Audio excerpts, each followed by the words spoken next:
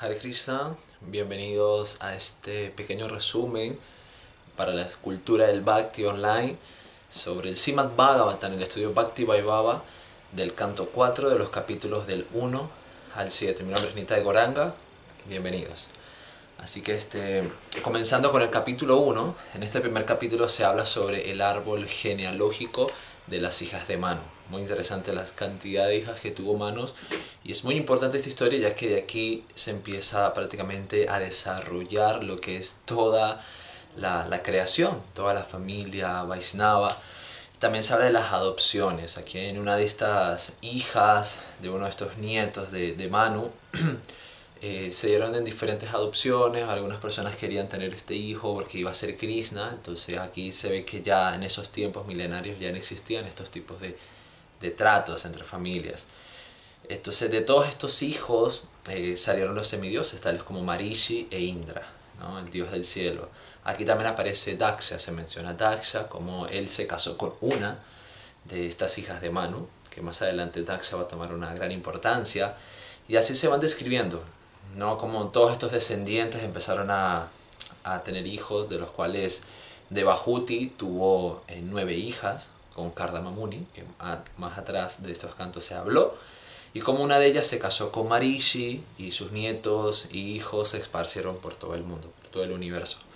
Así que también se habla de la razón de por qué Vishnu, Shiva y Brahma nacieron como hijos de la esposa de Atri Muni, ¿no? Atri Muni era un gran sabio que siempre meditaba en Dios. Sin embargo, él no tenía claro la visión de cómo era Dios, cómo era Krishna.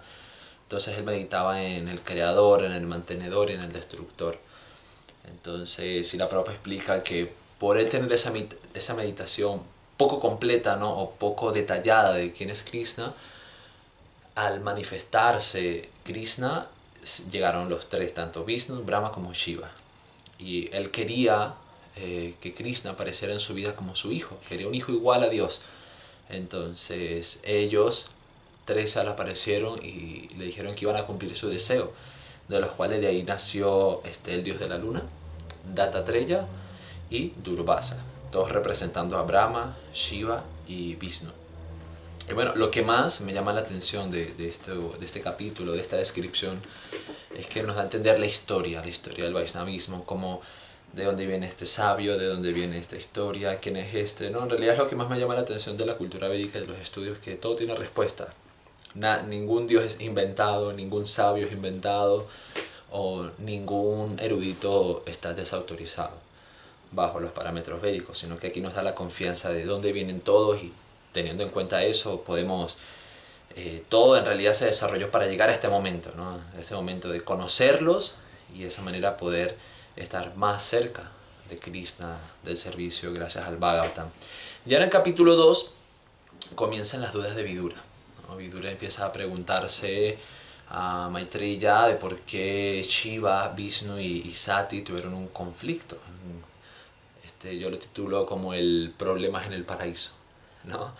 Entonces se explica que en el pasado, un sacrificio, Daksha insultó gravemente a Shiva, porque él estaba descontento de por qué Daksha tuvo que casar a su hermosa hija Sati con Shiva, quien es un gran devoto de Krishna, pero él lo consideraba un ser muy bajo, muy caído, por vestirse mal, por siempre andar acompañado de fantasmas, bhutas, y él estaba muy orgulloso. Él decía: yo soy un Prajapati, mi hija tiene que estar con una persona de refinados gustos y refinados modales. Entonces lo insultó gravemente porque estaba resentido por eso, y eso cometió ofensas. Inclusive insultó a Brahma, porque Brahma fue el que le dio la instrucción de casar su hija con Shiva. Lo que todo esto causó una gran ira en los discípulos del señor Shiva, que inclusive querían arremeter contra Daksha y matarlo, pero no.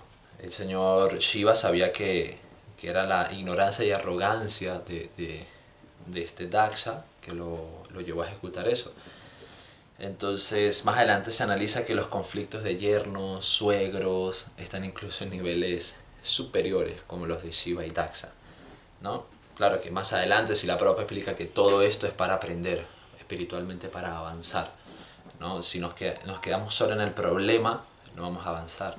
Pero si vemos todo esto como una bendición, podemos crecer espiritualmente en cualquier circunstancia, ¿no? Más adelante, ya como este pequeño conflicto, el señor Shiva solo escuchó y se retiró sin ninguna queja, fue muy humilde, dio su ejemplo de cómo es un alma verdadera, él simplemente escucha y se va, ¿no? Y entonces en el capítulo 3 este acontecimiento se empieza a desglosar más. Inclusive se dice que esta tirantez entre suegro y yerno y esposa duró mucho tiempo, tanto que se volvió a hacer otro sacrificio en el que Daksha seguía haciéndole el cargado y aún seguía orgulloso por ser un Prajapati y no invitó a Shiva. No lo invitó porque seguía ese dolor, ¿no? Esa pena y esa ira. Si la propia explica que en un hombre orgulloso de sus bienes materiales, lo único que puede surgir son caos y desastres. Y aquí vemos el ejemplo de Daksha.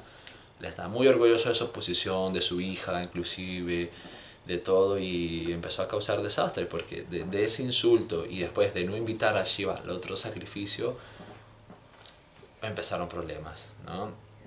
Aquí Sati pudo enterarse de las personas que estaban llegando. Sati estaba en la casa del señor Shiva. En realidad este capítulo 3 sucede todo en la casa del señor Shiva y Sati ve cómo pasan los aviones y los otros semidioses que van a este evento, todos muy bien vestidos, muy decorados, y ella se llena de júbilo y quiere participar, aprovechar, visitar a su familia, visitar a sus familiares, ponerse sus mejores atuendos, ir de la mano de su esposo, socializar con todos sus amigos, familiares, primos. Y es algo normal, las mujeres tienen ese bonito como gusto de querer siempre que las vean, estar siempre decoradas, y es algo natural que hasta en Sati, la esposa del señor Shiva, hija de Daksha, se manifiesta, a lo cual le pide al señor Shiva que por favor vayan. De manera indirecta tiene sus tactos sutiles para pedírselo. En este capítulo se habla, a lo que Shiva sonrientemente, aquí explica en este capítulo, responde, le dice: ir a casa de un padre o amigo sin ser invitado es válido, más si éste no busca defectos en su huésped, ¿no? Yo puedo ir a la casa de mi papá o de un buen amigo sin ser invitado, le toco la puerta: ¿cómo estás? ¿Bien? Ah, mira, ¿y qué haces por aquí? No, venía a verte, ¿no? Pero si esta persona como Daksha, que busca defectos, a pesar de ser el padre, el mejor amigo, es mejor no ir. Entonces Shiva explica cómo ese orgullo ciega a la persona y no reconoce a grandes personalidades, ¿no? Por ejemplo, está la historia de Duryodhana, que era muy orgulloso, era muy prepotente, y a pesar de tener visión no podía ver quién era Krishna, quién eran los Pándavas. Kansa también era muy orgulloso de su poder y veía a Krishna pero lo veía como un enemigo. Entonces el orgullo es como una cobertura que no nos deja identificar a grandes devotos, a grandes personalidades. Dándole así a entender a Sati, el señor Shiva, que las heridas de flecha duelen menos que palabras fuertes de un familiar, ¿no? Un familiar, cuando le dice algo feo a uno, eso puede doler toda la vida. Una mirada fea de un familiar, de alguien muy querido, puede durar toda la vida un dolor mucho más que una flecha. Como dicen por ahí, una frase que siempre utilizamos aquí con mi hermano: un tiro duele menos. Y así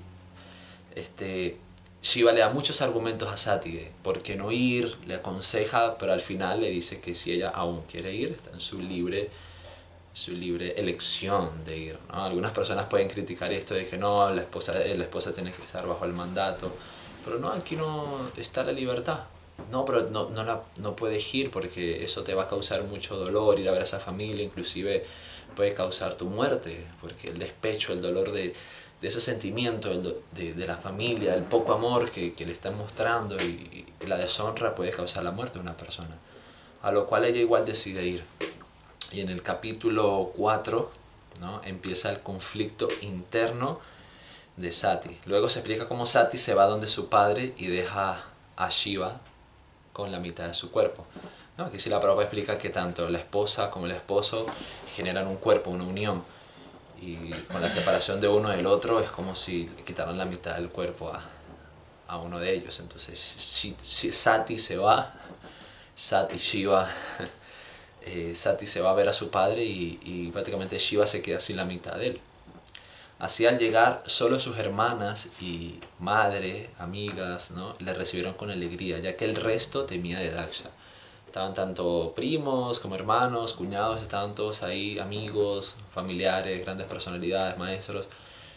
No le dieron respetos a Sati porque tenían miedo de Daksha, de que si alguien, tú le diste respetos a Sati, ella es esposa de ese tal, de ese tal, tú te mato. Entonces, solo las amigas, hermanas y madre la recibieron con amor. Y aquí sí la propia explica que los hombres en realidad tenemos el corazón más duro para estos acontecimientos. De que si Sati vino para ver a su familia, pues hay que tener la disposición, ¿no?, de recibirla, no tener una buena actitud. Pero a los hombres, lastimosamente, sí la propia explica que tienen corazones más duros para estas circunstancias. Y bueno, lo primero que Sati vio es que no se le estaban dando respetos a Shiva, mucho menos a su esposa, cosa que le molestó. Eso fue una de las primeras cosas que Sati empezó a ver de ese evento, de los mantras que se estaban cantando. No se estaban dando los respetos al señor Shiva, y para hacer un sacrificio Shiva tienes que estar ahí. Sati resalta, Sati empieza a hablar de qué es lo que está pasando, y uno de los motivos que ella fue es para resaltar la grandeza del señor Shiva, ¿no? Aquí Sati resalta su nacimiento elevado, y así Sati le critica al señor Daksha de por qué él es un brahmana, un gran prayapati, y aún así ofende al señor Shiva, ¿no? Le explica que el señor Shiva es inclusive honrado por el señor Brahma. ¿Cómo no va a ser una persona respetable, un gran alma, si el señor Brahma le rinde respetos? Y tú, Daksha, ¿por qué no? Así empieza ella a dar sus argumentos. Y a pesar de que ella tenía el poder de destruir a Daksha, ¿no?, y universos enteros, ella decide abandonar su cuerpo, suicidarse, para que no critiquen a Shiva de decir que mandó a su esposa a aniquilar a su supuesto enemigo. Y no, entonces más adelante se explica el proceso yógico que Sati utilizó para inmolarse, ¿no?, para incinerarse ella misma. Se explica que ella se sentó mirando al norte con ropas azafranes, purificándose con agua, y así entró en el proceso del yoga místico. Así, con el aire ardiente interno del yoga de su cuerpo, logró con una gran potencia espiritual incinerarse, ¿no? Y nosotros nos ponemos a pensar y se requiere mucho calor, mucha energía para incinerar un cuerpo, dejarlo en cenizas. Uno va a las cremaciones. En estos días tuve la oportunidad de ir al funeral de una devota acá en Chile. Le iban a cremar y estoy averiguando, y para cremar un cuerpo se necesita mucho calor, mucho fuego, mucha intensidad para que los huesos y todo quede en ceniza. Entonces la potencia espiritual que se requiere para incinerarse uno mismo es bastante. No cualquiera puede hacerlo. Y bueno, así termina un poco este capítulo. Al final de este capítulo, Daksha se explica que no era merecedor de ser un brahmana por permitir la muerte de su hija, ¿no? Si la Prabhupada dice que un brahmana siempre es bondadoso, tranquilo, ¿no? Y es algo que me pasa mucho, es que no entiendo, y lo podría dar a pregunta y ustedes me responden, ¿por qué los brahmanas, o tal vez su mayoría, o al menos lo que yo conozco, siempre están malhumorados? Uno se da cuenta tal vez en los templos que uno va, no sé si ustedes han visto, los devotos mayores tienen como una energía pesada, siempre están como malhumorados, y con los jóvenes, o al menos siento yo, que tienen una energía más fuerte y atacante. No sé por qué, y aquí sí la Prabhupada explica que eso no es un brahmana debe siempre ser amoroso, tener buenas cualidades, comprensible. Se supone que ellos están en una etapa superior a la de uno que es un neófito empezando. No sé, ¿por qué será? ¿Será que no son brahmanas? ¿O si son brahmanas? ¿O será que están jugando un papel de castigador, de padre? Pues tratemos de averiguarlo más adelante. Y bueno, aquí termina el capítulo con el intento de ataques de los sirvientes de Sati a Daksha por lo que había sucedido, y el poder místico de Brigu de los Vedas logró espantarlos, invocando diferentes energías y soldados. Y en el capítulo 5, en este capítulo, empieza el clímax de todo este acontecimiento. Desde esta historia de que el señor Shiva, al enterarse de la muerte de Sati, cogió uno de sus cabellos, rió como loco y invocó a un gran demonio. Este demonio tenía calaveras de collares, tenía una piel negruzca, colmillos, ojos rojos. Y esta persona negruzca entró al sacrificio como una nube negra, se acercaba y todos se asustaron, él dispuesto a seguir las órdenes de Shiva, que era aniquilar a todos esos ofensores que hicieron que tanto Sati como él tuvieran que pasar por esas calamidades. Dentro del recinto todos entraron en ansiedad, no sabían qué sucedía. Y entonces en el verso 11 se explica un poco de que el gigantesco hombre negro mostró espantosos dientes, con los movimientos de sus cejas los cuerpos luminosos del cielo se dispersaron y con su refulgencia la cegadora intensidad hizo que su brillo se difumase.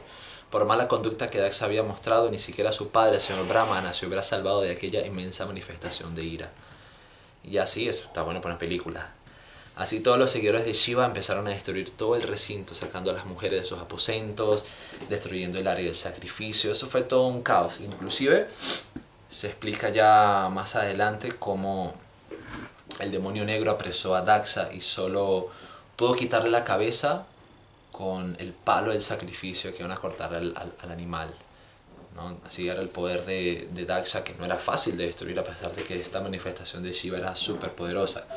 Y ya en el capítulo 6, Brahma satisface a Shiva, se llama así, ya que pues, todo este acontecimiento que hubo un desastre tremendo, se le sacaron los ojos a diferentes maestros, a Brigu, a Pusha, los dientes, fue una masacre. Entonces todos se devolvieron a donde Shiva, felices de haber cumplido la orden de su maestro, y los semidioses fueron a donde Brahma a decirle ¿qué hacemos ahora? Y él le dice que tienen que pedir perdón, ya que nadie puede medir el poder del señor Shiva, así que es mejor pedirle perdón. Van hacia donde el señor Shiva y se quedan impresionados por donde vive. En los montes Kailash, sus habitantes son semidioses, un lugar lleno de hierbas y minerales valiosos, cataratas hermosas, siempre se escucha el canto de los pavos reales, también está el árbol que produce la asa fétida, y están los ríos Nanda y Alakananda, donde están certificados por los pies del loto de Krishna. Así todos los semidioses quedaron impresionados y vieron al señor Shiva bajo un árbol baniano gigantesco de cientos de miles de kilómetros meditando en Shiva. Y así Brahma habla al señor Shiva y le dice: mi querido señor Shiva, sé que tú eres el controlador de toda la manifestación cósmica, de lo cual eres simultáneamente padre y madre. Eres además el Brahman supremo que está más allá de la manifestación. Yo te conozco de esta forma, ¿no? Así empezaron las glorificaciones. Y ya más adelante Shiva responde, dice: esos semidioses son infantiles y poco inteligentes. Los has castigado solo para corregirlos. Aquí también se explica el castigo como padre, como conquistador, como emperador. Y Shiva tomó la actitud de padre, de querer corregirlos, enseñarles. Y así Srila Prabhupada nos da un poquito de esos significados, cómo nosotros podemos aplicar eso a nuestra vida. Y en los versos 3, 4 y 5, Shiva dice que la cabeza de Daxa ha quedado reducida a cenizas, por lo tanto tendrá una cabeza de cabra. Pusha masticará con los dientes de sus discípulos. Los brazos de Ashwini Kumara se han perdido, tendrán que valerse con las manos de Pusha. Así. Y Brigu tendrá la barba de la cabeza de cabra, ¿no? Y todos los semidioses se sintieron satisfechos al ver que el señor Shiva había dado su misericordia, que en realidad es Asusosha, que es muy fácil de complacer. Entonces se salvaron, pudo ser peor, pero por las oraciones de Brahma y de los semidioses al pedir perdón, él se satisface muy rápido, muy fácil y los perdonó. Así también se explica cómo Daksha, a pesar de que tenía la cabeza de cabra, aún así podía pensar, podía hablar, que en realidad la inteligencia no depende de un cerebro, sino de la conciencia. Vemos los ejemplos de Yayapataka Swami, Stephen Hawking, que son personas con dificultades cerebrales y de poco movimiento corporal, pero aún así son grandes personalidades y de gran pensamiento, ¿no? Y del verso 13 en adelante se manifiestan las oraciones de Daksha hacia Vishnu. Aquí Vishnu habla, aparece, se describe su forma, ¿no? Al aparecer Vishnu nos da a entender de que todos los sacrificios y las actitudes de Daksha se recobraron, entendió el castigo, entendió sus errores, empezó a hacer un sacrificio con amor, con dedicación, tanto que el señor Vishnu apareció. Y así el señor Vishnu aparece y Maitreya al final explica que Sati volvió a nacer como hija de Menaka y se volvió a casar con Shiva, y que todos esos pasatiempos los escuchó del gran devoto Uddhava. No, a la final todo esto fue para dar una enseñanza, todo esto fue para explicar de cómo se debe servir a Krishna, no enorgullecerse de las cosas materiales, y cómo en esos planetas superiores espirituales aún hay estos conflictos, y que nosotros también los podemos tener, pero ver el lado espiritual. Y al final hay una bendición. Dice, el gran sabio Maitreya concluyó, todo el que escucha esta historia del Yagya de Daksha, que fue dirigido por la Suprema Personalidad de Dios, Vishnu, y la repitan otros con fe y devoción, ciertamente se purificará de la contaminación de la existencia material o hijo de Kuru. Así que por escuchar esto, nos hemos liberado de la contaminación. Así que este es mi pequeño resumen para darle a todos ustedes. Si tienen alguna pregunta, por favor háganmelo saber. Muchas gracias, mi nombre es Nitai Goranga y reverencias. Hare Krishna.